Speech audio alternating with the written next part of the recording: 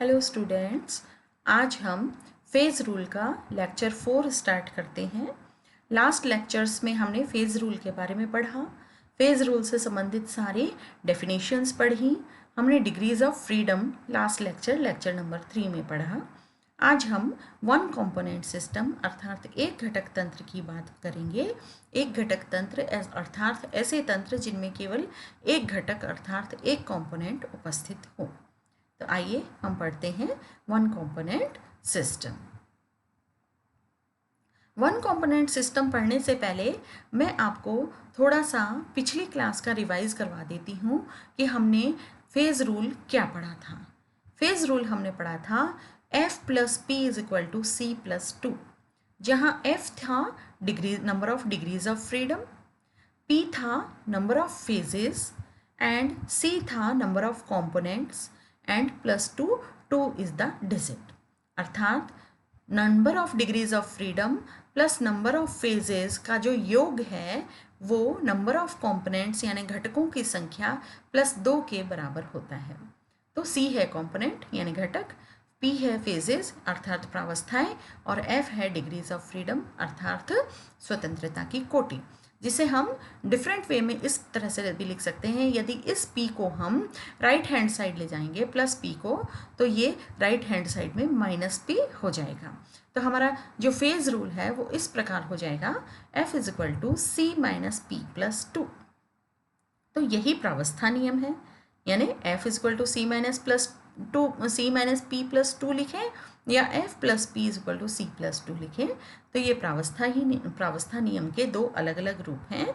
यह प्रावस्था नियम है जिसको गिब्स ने सन 1876 में प्रतिपादित किया तथा इसे गिब्स का प्रावस्था नियम कहते हैं। अब आज हम प्रावस्था नियम के अनुप्रयोग के बारे में पढ़ेंगे कि फेज रूल क्यों दिया गया, इसकी क्या एप्लीकेशन थी, इसकी क्या नीड हुई, हमें क्यों ज़रूरत पड़ी।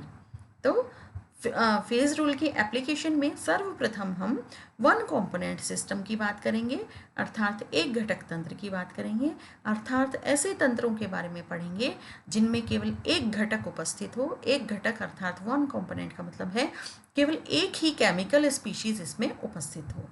एक ही केमिकल स्पीशीज का मतलब एक ही केमिकल सब्सटेंस इनमें उपस्थित होते हैं।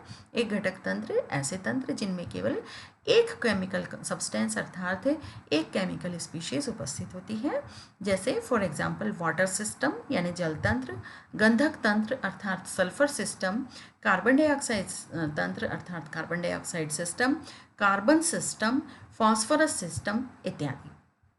हमारे कोर्स में वाटर सिस्टम है, सल्फर सिस्टम है और कार्बन डाइऑक्साइड सिस्टम है। तो हम इन तीनों तंत्रों की चर्चा करेंगे। यह चर्चा करने से पहले हम देखते हैं कि एक घटक तंत्र किस प्रकार से एक्सप्लेन किए जा सकते हैं।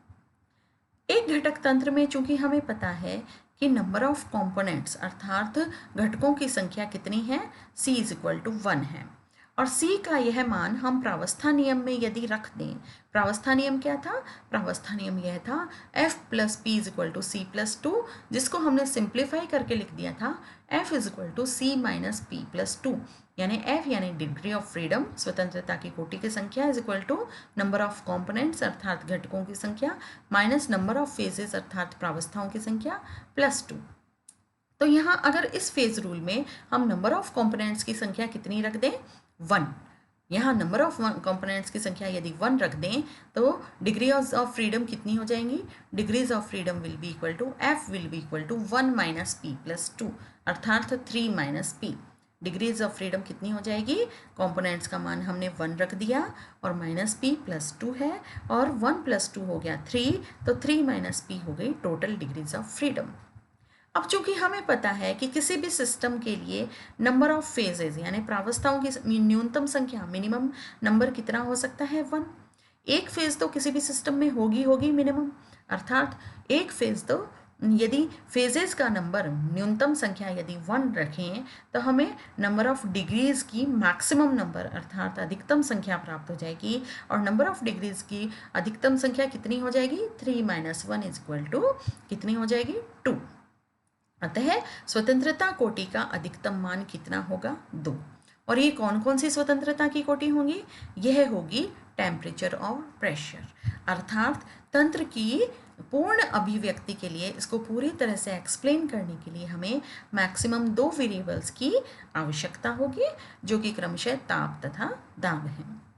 एक घटक तंत्र में प्रावस्था का संगठन क्योंकि बदलेगा नहीं, कॉम्पोजिशन ऑफ फेज, यानी प्रावस्था का संगठन कैसे बदलेगा? क्योंकि घटक एक ही है, अर्थात केमिकल स्पीशीज एक है, अर्थात केमिकल सब्सटेंस यानी रासायनिक पदार्थ तो एक ही है हमारा, है ना। रासायनिक पदार्थ एक होने के कारण उसका केमिकल कॉम्पोजिशन हमेशा एक सा रहेगा, यानी कांस्टेंट रहेगा, और कांस्टेंट रहने के कारण इसका कॉम्पोजिशन बदलेगा नहीं। तो कॉम्पोजिशन यानी इस वेरिएबल को, यानी केमिकल कॉम्पोजिशन को हम काम में नहीं ले सकते, यूज में नहीं ले सकते। तो कौन से 2 वेरिएबल्स बच गए?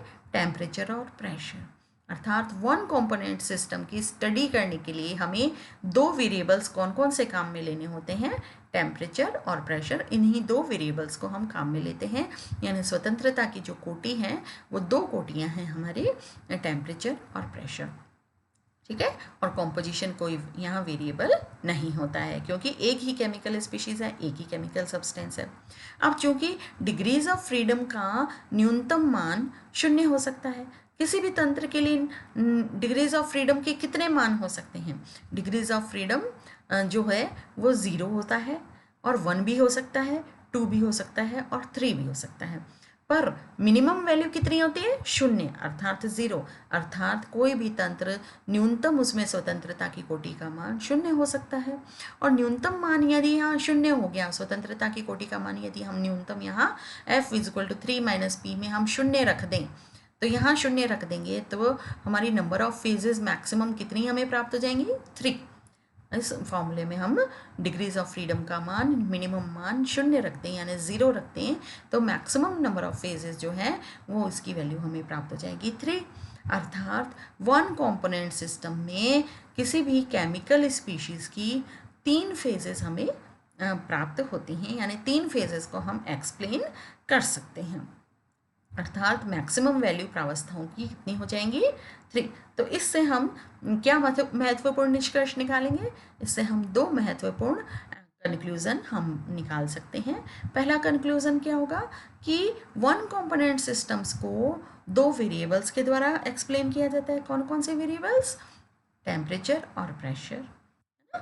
अर्थात फेज डायग्राम को 2 अक्ष यानी 2 एक्सिस हमें लेनी होगी, एक्स और वाई एक्सिस, और इन दोनों अक्षों पर क्या लिखेंगे हम? कौन कौन से वेरिएबल लिखेंगे? टेम्परेचर व प्रेशर।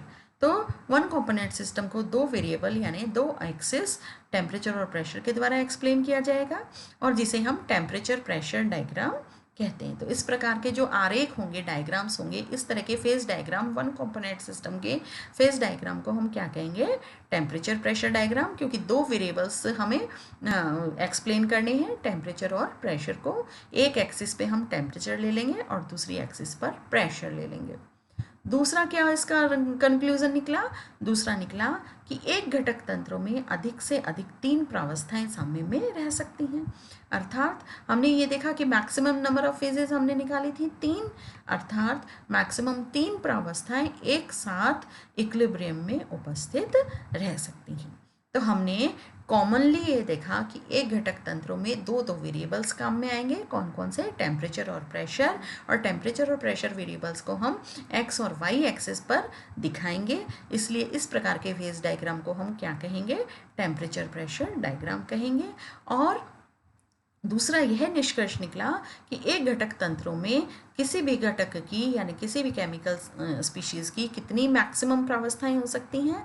मैक्सिमम 3 फेजेस आपस में इक्विलिब्रियम में अर्थात साम्यावस्था में रह सकती हैं। अर्थात किसी ना किसी जगह पे तीनों प्रावस्थाएं जो हैं सॉलिड, लिक्विड, गैस आपस में इक्विलिब्रियम में उपस्थित रह सकती हैं। तो आज हम हमारा यह लेक्चर यहीं समाप्त करते हैं। अगले लेक्चर में हम वाटर सिस्टम पढ़ेंगे, अर्थात पहला one component system water system को एक्सप्लेन करेंगे। आज का लेक्चर हम यहीं समाप्त करते हैं। धन्यवाद।